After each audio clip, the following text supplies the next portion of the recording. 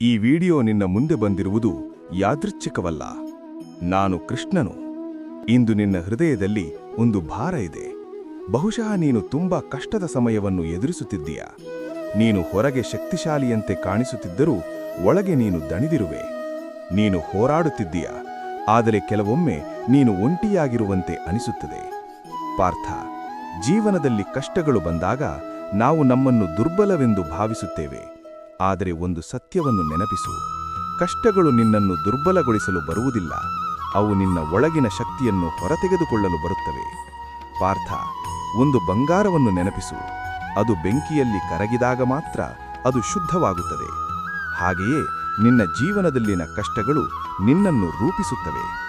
ಭಗವದ್ಗೀತೆಯಲ್ಲಿ ನಾನು ಹೇಳಿದ್ದೇನೆ, ಧೈರ್ಯದಿಂದ ಇರುವವನು ಎಲ್ಲವನ್ನೂ ಜಯಿಸುತ್ತಾನೆ. ಪಾರ್ಥ, ನೀನು ಇಂದು ಎದುರಿಸುತ್ತಿರುವ ಸಮಸ್ಯೆಗಳು ನಿನ್ನ ಶಕ್ತಿಯನ್ನು ಪರೀಕ್ಷಿಸುತ್ತಿವೆ. ನೀನು ಕುಗ್ಗುತ್ತೀಯಾ ಅಥವಾ ನೀನು ಎದ್ದು ನಿಂತುಕೊಳ್ಳುತ್ತೀಯಾ? ಈ ನಿರ್ಧಾರ ನಿನ್ನ ಜೀವನವನ್ನು ನಿರ್ಧರಿಸುತ್ತದೆ. ಪಾರ್ಥ, ನೀನು ಕೆಲವೊಮ್ಮೆ ಯೋಚಿಸುತ್ತೀಯಾ, ನನ್ನಿಂದ ಸಾಧ್ಯವಿಲ್ಲ, ನಾನು ದಣಿದಿದ್ದೇನೆ, ನಾನು ಸೋಲುತ್ತಿದ್ದೇನೆ. ಆದರೆ ಇದು ನಿನ್ನ ಮನಸ್ಸಿನ ಧ್ವನಿ. ನಿನ್ನ ಆತ್ಮದ ಧ್ವನಿ ಬೇರೆ. ಅದು ಹೇಳುತ್ತದೆ, ನೀನು ಬಲಿಷ್ಠನು, ನೀನು ಹೋರಾಡಬಹುದು, ನೀನು ಜಯಿಸಬಹುದು. ಪಾರ್ಥ, ನೀನು ಯಾವ ಧ್ವನಿಯನ್ನು ಕೇಳುತ್ತೀಯೋ ಅದೇ ನಿನ್ನ ದಾರಿಯನ್ನು ನಿರ್ಧರಿಸುತ್ತದೆ. ಕಷ್ಟ ಸಮಯದಲ್ಲಿ ನಿನ್ನ ಮನಸ್ಸು ನಿನ್ನನ್ನು ಪರೀಕ್ಷಿಸುತ್ತದೆ.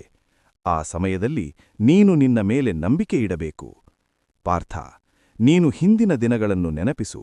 ನೀನು ಈಗಾಗಲೇ ಹಲವಾರು ಕಷ್ಟಗಳನ್ನು ದಾಟಿದ್ದೀಯಾ. ಅವು ಸಮಯದಲ್ಲಿ ಕೂಡ ನೀನು ಹೀಗೆ ಯೋಚಿಸಿದ್ದೀಯಾ, ಇದು ತುಂಬಾ ಕಷ್ಟ, ಆದರೆ ಇಂದು ನೀನು ಅದನ್ನು ದಾಟಿದ್ದೀಯಾ. ಅದೇ ರೀತಿ ಈ ಸಮಸ್ಯೆಯನ್ನೂ ನೀನು ದಾಟುತ್ತೀಯಾ. ಪಾರ್ಥ, ಒಂದು ರಾತ್ರಿ ಎಷ್ಟು ಕತ್ತಲಾದರೂ ಬೆಳಗ್ಗೆ ಬರುತ್ತದೆ. ಅದೇ ರೀತಿ ನಿನ್ನ ಜೀವನದಲ್ಲೂ ಬೆಳಕು ಬರುತ್ತದೆ. ನೀನು ಕೇವಲ ನಿಲ್ಲಬಾರದು. ಪಾರ್ಥ, ನೀನು ದಣಿದಿದ್ದರೆ ಸ್ವಲ್ಪ ವಿಶ್ರಾಂತಿ ತೆಗೆದುಕೋ, ಆದರೆ ನಿನ್ನ ಪ್ರಯಾಣವನ್ನು ಬಿಡಬೇಡ.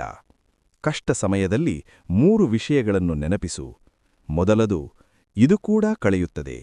ಎರಡನೆಯದು, ನಾನು ಒಬ್ಬನೇ ಅಲ್ಲ. ಮೂರನೆಯದು, ನನ್ನೊಳಗೆ ಶಕ್ತಿಯಿದೆ. ಪಾರ್ಥ, ನೀನು ನಿನ್ನ ಒಳಗಿನ ಶಕ್ತಿಯನ್ನು ಕಂಡುಕೊಂಡಾಗ ನೀನು ಭಯವನ್ನು ಜಯಿಸುತ್ತೀಯ.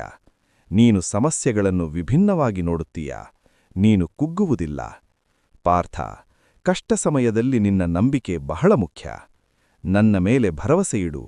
ನೀನು ಈಗ ಅರ್ಥಮಾಡಿಕೊಳ್ಳದಿದ್ದರೂ ನಿನ್ನ ಜೀವನದಲ್ಲಿ ನಡೆಯುತ್ತಿರುವ ಎಲ್ಲವೂ ಒಂದು ಕಾರಣಕ್ಕಾಗಿ ಆಗುತ್ತಿದೆ. ಒಂದು ದಿನ ನೀನು ಹಿಂದಿರುಗಿ ನೋಡಿದಾಗ ನೀನು ಅರ್ಥಮಾಡಿಕೊಳ್ಳುತ್ತೀಯ, ಈ ಕಷ್ಟವೇ ನನ್ನನ್ನು ಬಲಿಷ್ಠನಾಗಿ ಮಾಡಿತು. ಪಾರ್ಥ, ನೀನು ಒಬ್ಬ ಯೋಧ. ಜೀವನವೇ ಒಂದು ಯುದ್ಧ, ಆದರೆ ನೀನು ಒಂಟಿಯಾಲಿ ಹೋರಾಡುತ್ತಿಲ್ಲ. ನಾನು ನಿನ್ನ ಜೊತೆ ಇದ್ದೇನೆ. ನೀನು ಕುಗ್ಗಿದಾಗ ನಾನು ನಿನ್ನನ್ನು ಎಬ್ಬಿಸುತ್ತೇನೆ. ನೀನು ಕಳೆದುಕೊಂಡಾಗ ನಾನು ನಿನಗೆ ದಾರಿ ತೋರಿಸುತ್ತೇನೆ. ಪಾರ್ಥ, ನಿನ್ನೊಳಗಿನ ಶಕ್ತಿ ಅನಂತವಾಗಿದೆ. ನೀನು ಅದನ್ನು ನಂಬಬೇಕು. ಇಂದು ಒಂದು ನಿರ್ಧಾರ ಮಾಡು. ಕಷ್ಟಗಳಿಗೆ ಭಯಪಡಬೇಡ. ನಿನ್ನ ಶಕ್ತಿಯನ್ನು ನಂಬು. ನಿನ್ನ ಪ್ರಯಾಣವನ್ನು ಮುಂದುವರಿಸು. ನಿನ್ನ ಜೀವನದಲ್ಲಿ ಬೆಳಕು ಬರುತ್ತದೆ. ನೀನು ಜಯಿಸುತ್ತೀಯಾ. ಈ ಸಂದೇಶ ನಿನ್ನ ಹೃದಯಕ್ಕೆ ತಲುಪಿದರೆ ಕಮೆಂಟ್ನಲ್ಲಿ ಜೈ ಶ್ರೀಕೃಷ್ಣ ಎಂದು ಬರೆಯು. ಹರಿಯೋಂ.